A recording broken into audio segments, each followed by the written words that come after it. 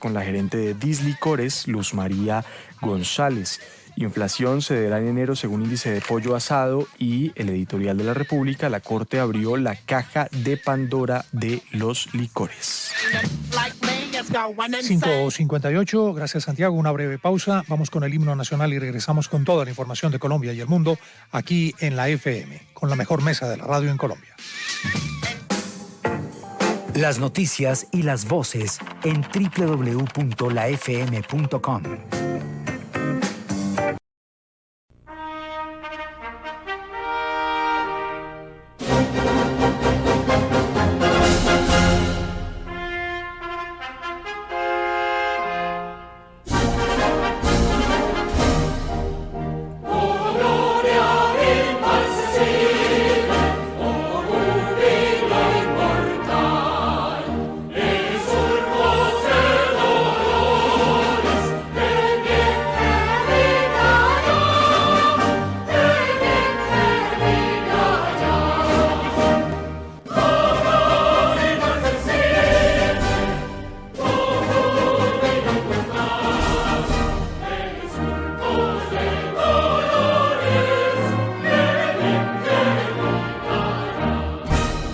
En Colombia, la FM de RCN, las noticias como son.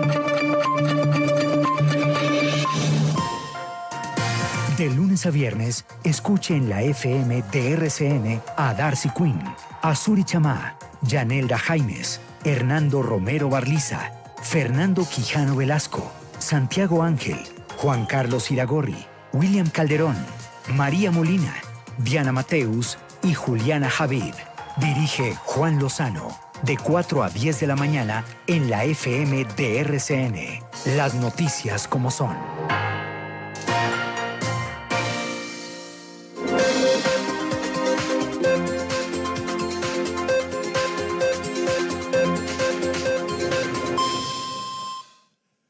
Buenos días, la hora en Colombia, 6 en punto. 13 grados en Bogotá. En vivo, desde el centro de radio digital más moderno de América, en la Torre Sonora, está la FM de RCN.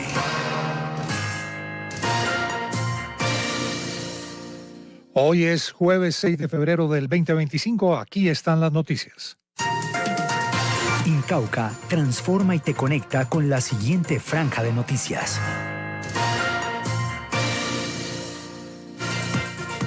Muy buenos días, numeral El Gobierno es tema hoy en la FM de RCN. Soy Azuri Chamá, aquí están nuestros titulares. En medio de tensiones con Estados Unidos, Colombia formaliza una ruta marítima con China que uniría a Shanghái y Buenaventura. Abro comillas, es un gran paso para fortalecer relaciones comerciales entre ambos países, afirma el ministro de Comercio, Luis Carlos Reyes. Golpea al bolsillo, atención, Banti anuncia aumentos de hasta 36% en tarifa de gas en varias zonas de Colombia. Argumenta necesidad de importar el combustible para cubrir demanda. En Tibú, norte de Santander, el ELN atacó con explosivos un batallón sin dejar heridos. En Bogotá, hoy, a esta hora ya funciona el día sin carro y sin moto, 6:02 minutos. Todas las noticias en la FM de RCN.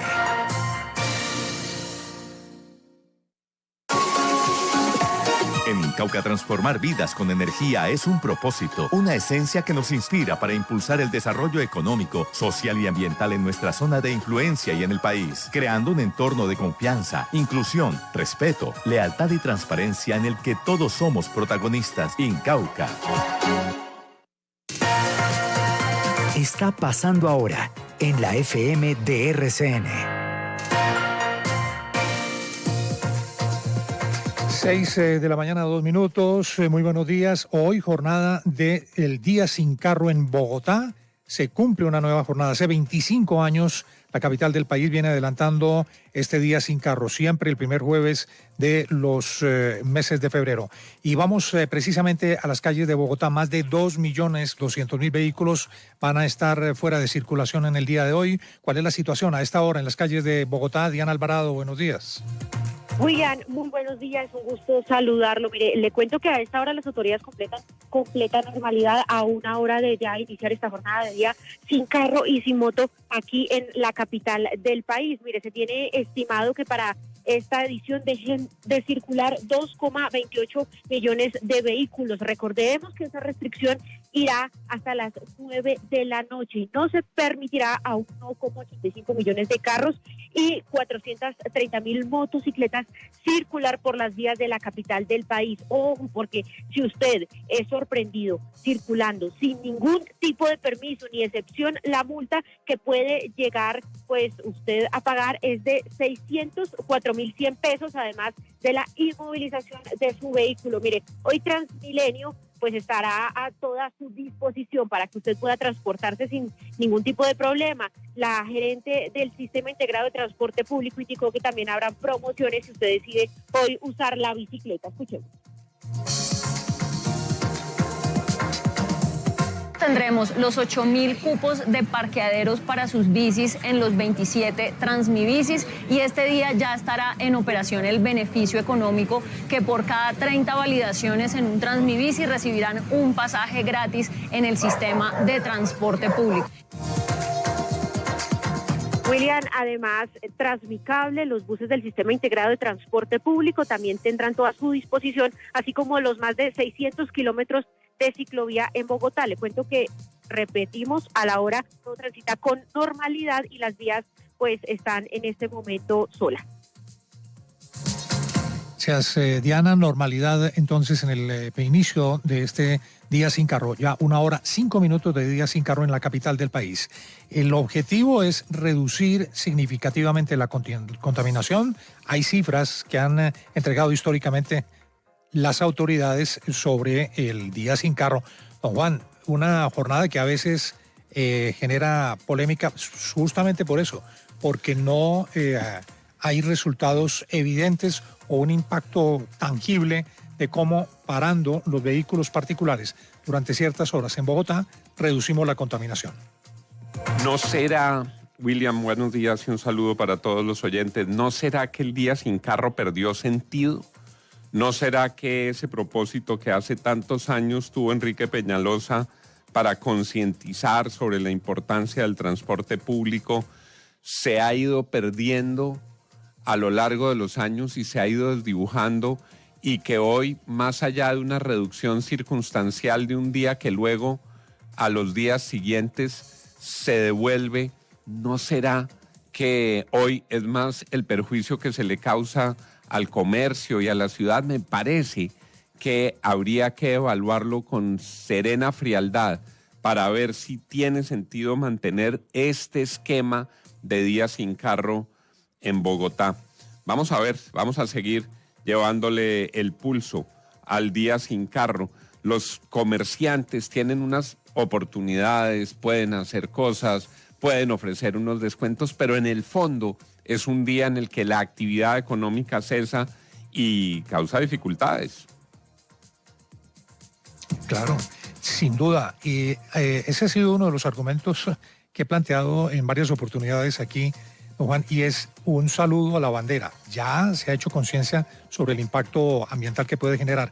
Pero mire, más que los vehículos particulares, los vehículos de transporte de carga y los mismos vehículos de servicio público, como el mismo Transmilenio, pues son los que más impacto pueden generar en el medio ambiente. Tendría más sentido, por ejemplo, parar el transporte de carga, pero obviamente el impacto en la economía es de grandes proporciones. Yo creo que vale la pena que se haga un alto en el camino, se reflexione y se revise si tiene o no sentido seguir parando a Bogotá cada año como ocurre en este jueves. Pues vamos a dejar planteada esta discusión y la retomaremos más adelante. Hay una noticia que es muy mala para los hogares en Colombia en muchas regiones. Es un incremento hasta el 36% en las facturas del gas. Lo ha anunciado Banti. María Fernanda Tarazona, ¿de qué se trata este incremento?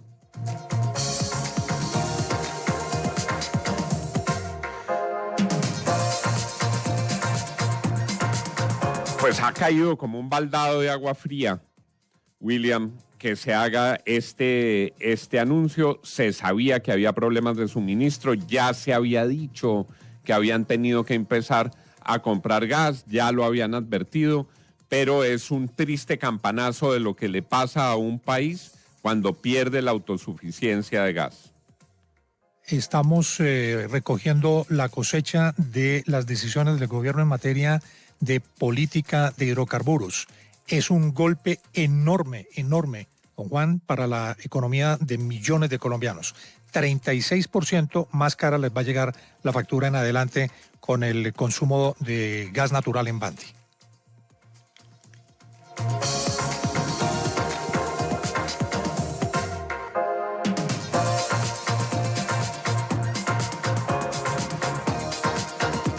María Fernanda Tarazona, ¿qué ha dicho Banti?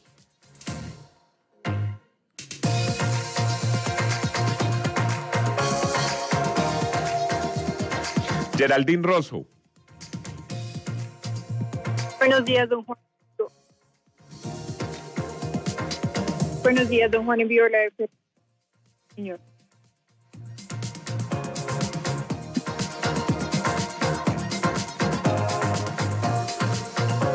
Don William Calderón, aquí hay una evidencia de lo que se había venido advirtiendo. Colombia se puede quedar sin gas. Esta es solo una muestra y al final, ¿quién termina pagando los platos rotos? Los usuarios.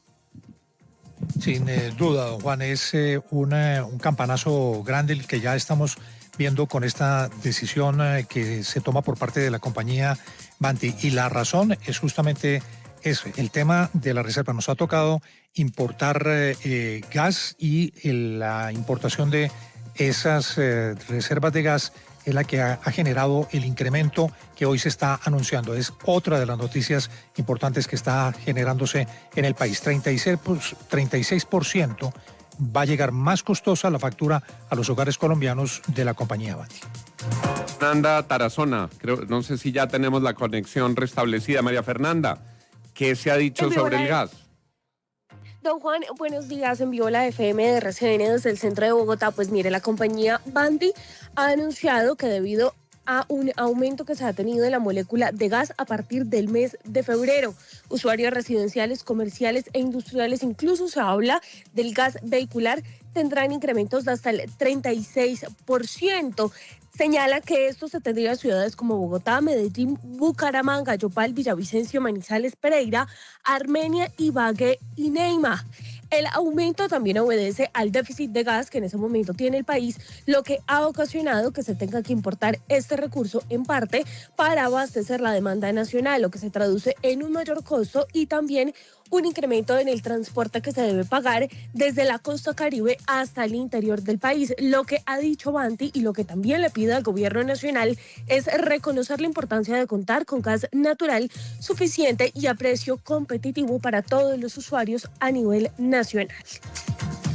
¿Cuándo le van a explicar al país cómo va a operar esa alza de tarifas? ¿Cuándo va a contestar la empresa Banti las preguntas que tienen los usuarios, María Fernanda? Pues mire, a partir del mes de febrero se tendría el incremento de hasta el 36%, lo que en este momento ha dicho Banti con respecto a cuánto durará este aumento, porque lo que explican es que debería ser solamente por un tiempo que no se espera que sea prolongado, pues dicen básicamente que este incremento, aunque se tenga en febrero, espera que el gobierno nacional, junto con diferentes medidas, pues ayude a que realmente no se mantenga y que no sea de 36%, al menos durante todo el 2025. ¿Y Banti cuándo le contestará a los usuarios? Esa es una empresa muy importante, muy respetable, pero sorprende que se haga el anuncio y no tengamos hoy un vocero de Banti o un vocero frente a los usuarios, porque la preocupación surge inmediatamente. La preocupación es porque el bolsillo de los colombianos no tiene mucho margen. El bolsillo de los colombianos no aguanta unos incrementos de ese calibre. ¿Cuándo se tiene previsto una explicación a la ciudadanía, un vocero de Banti, una rueda de prensa? Debería ser en el día de hoy. No tiene ninguna situación de rueda de prensa, sin embargo, estamos hablando con diferentes personas de comunicaciones de Banti para poder ver la disponibilidad de un vocero que nos explique a detalle pues ese incremento en la factura del 36%. pues esperamos que muy pronto se haga. Hay quienes dicen que el conducto regular debería ser a través de la Asociación de Servicios Públicos Andesco. Hay quienes dicen que el presidente de Andesco, Camilo Sánchez, está facilitando la sede para ese propósito, pero se requiere que haya respuestas y que nosotros desde la prensa podamos preguntar por el alza de gas. ¿Hasta cuándo? ¿En qué ciudades? ¿Hasta cuándo?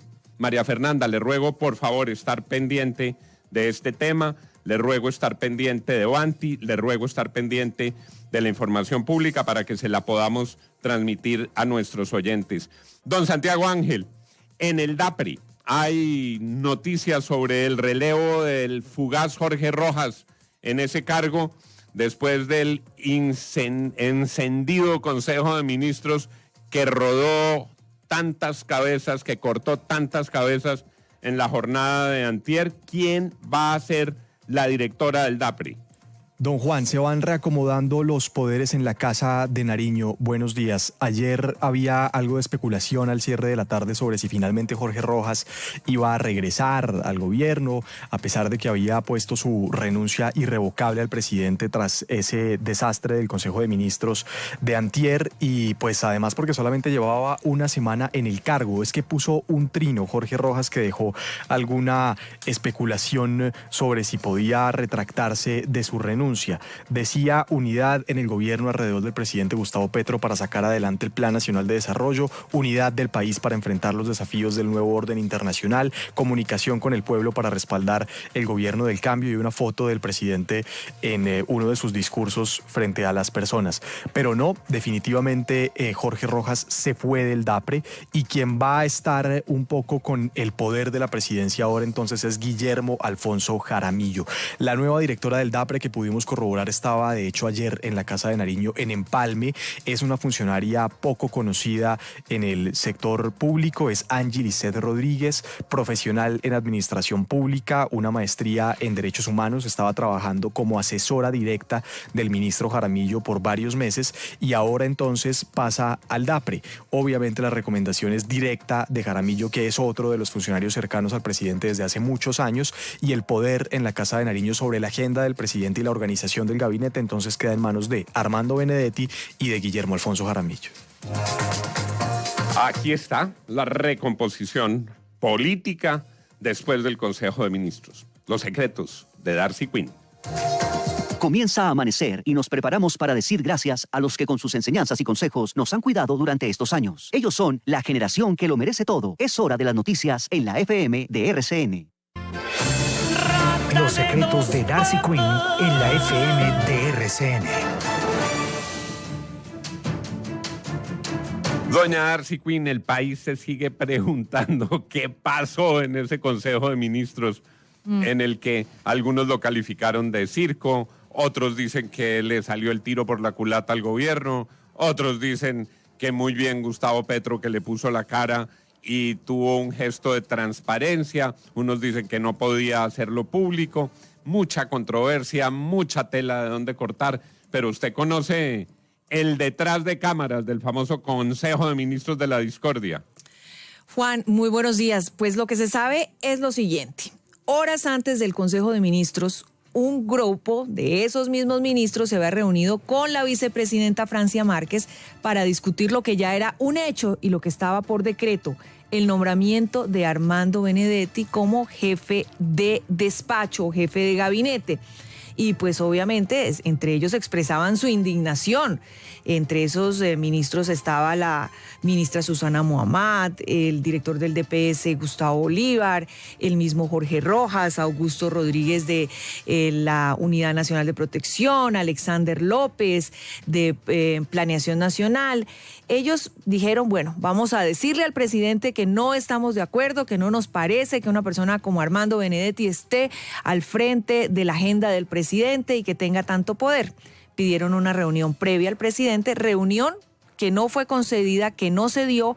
El presidente convoca a un Consejo de Ministros a última hora porque el día anterior ya había habido un Consejo de Ministros donde no estuvo el presidente, lo estuvo presidiendo Jorge Rojas. Y el caso es que pues el presidente además lo sorprende con que lo va a televisar por cadena nacional. seguramente el presidente, que ya sabía de esta reunión, que sabía del reclamo que se venía y de la rebelión de ciertos ministros, pensó que no se atreverían a hacerlo en vivo y en directo. Pero bueno, todos ya vimos cómo terminó la cosa. El grupo sí se animó. Empezó Francia Márquez, la vicepresidenta, y animó a los demás a que fueran coherentes más o menos. Si ya se habían reunido y han expresado su malestar, pues que lo hicieran en ese escenario. Lo de incluir a Laura Sarabia en los reclamos fue pues más como un relleno. El reclamo era realmente Armando Benedetti, pero pues para no centrarlo solo en él, incluyen a la nueva canciller. La gran pregunta es, ¿por qué no han renunciado todos? Si el señor Benedetti ahí está, ahí se queda, está atornillado, la señora Laura Sarabia tampoco se va, ahí está en la Cancillería, y ellos pues que hicieron tanta amenaza no lo han hecho. En las últimas horas también ha corrido el rumor de que de pronto presentarían una renuncia en grupo, en bloque. Todos ellos que están molestos con el presidente presentarían todas sus cartas de renuncia, pero es que lo cierto es que lo han hecho Juan Fernando Cristo, lo hizo el ministro de Cultura, lo hizo la secretaria jurídica de Palacio, pero ellos absolutamente nada. Hay dudas porque pues tampoco quieren salir de pelea con el presidente Gustavo Petro pensando en el futuro político. Mientras tanto, el que se ha quedado en nada es el ministro del Interior, Juan Fernando Cristo, que ha hecho todo tipo de llamados para que renuncien y nadie le coge la caña. El único que renunció fue él, por obvias razones y porque de todas maneras ya se iba. Pues sí, así están las cosas. El presidente, una persona cercana al presidente dice lo siguiente, es que al presidente no se le reta y se le retó y la cosa le salió mal a todos, al primer mandatario y a todos los ministros y a todo el gobierno, que quedó absolutamente desnudo ante el país con sus guerras, con sus rencillas, con sus reclamos, con sus pequeñeces al interior. Y lo que quedó claro para el país es que están pensando en todo menos de verdad en las cosas importantes, en las carreteras, en los hospitales, en las reformas y en las cosas que son realmente importantes para el país. Vamos a ver qué pasa, porque esto no ha terminado. Las renuncias seguirán, y las renuncias seguirán no porque estén de dignos también, sino porque tienen otros planes y porque tienen unas inhabilidades y se tienen que ir si quieren ser candidatos políticos, si quieren ir a una lista al Senado, si quieren ir a una lista a la Cámara de Representantes. Esa es la gran pregunta. Los que les molestaban ahora les molestan en el gobierno, no les molestaban en la campaña. En la campaña, si nadie dijo nada, todos fueron bienvenidos y se abrazaban unos a otros. Ahora les molestan, y además este reclamo sale justo cuando va a empezar la inhabilidad para todos y no empieza hace un año, hace año y medio o hace 2 años que están dentro del gobierno. Darcy, si uno hiciera el balance en el ranking de los que salieron con un chorro de babas, número 1, Juan Fernando Cristo, que hace semejante alaraca con las renuncias y nadie le copia, y hasta él mismo se demora todo el día en mandar su renuncia. Yo creo que le salió muy mal a Benedetti, a pesar de que cumplió el propósito de que lo vieran al lado del presidente y a pesar de que recibe semejante espaldarazo, porque ahí sigue Benedetti y se fue Jorge Rojas, pero lo expusieron ante la opinión pública, y por eso creo que le fue muy mal a Laura Sarabia también, porque recibió una ronda de palo que recordó escándalos, más allá de si iban o no enfilados a Benedetti. Ella sale muy golpeada, además porque la voz de la vicepresidenta y de varios ministros se escucha muy duro.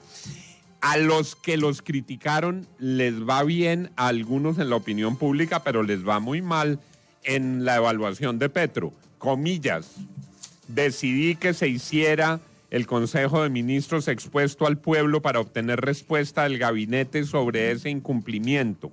Se prefirió evadir las respuestas y lanzar el ataque caníbal y autodestructivo, que es una tradición histórica no solo de la izquierda, sino de Colombia. ¿Quiénes lanzaron el ataque caníbal? Ojo, el ataque caníbal y autodestructivo. Sus propios compañeros del gobierno. Mucha gente dice que bien, que sigan los consejos públicos de ministros, que así sepamos cómo opera el circo por dentro, pero la verdad es que aquí parece que no hubiera quedado títere con cabeza. Los secretos de Darcy Quinn. Los secretos de Darcy Quinn en la FM de RCN.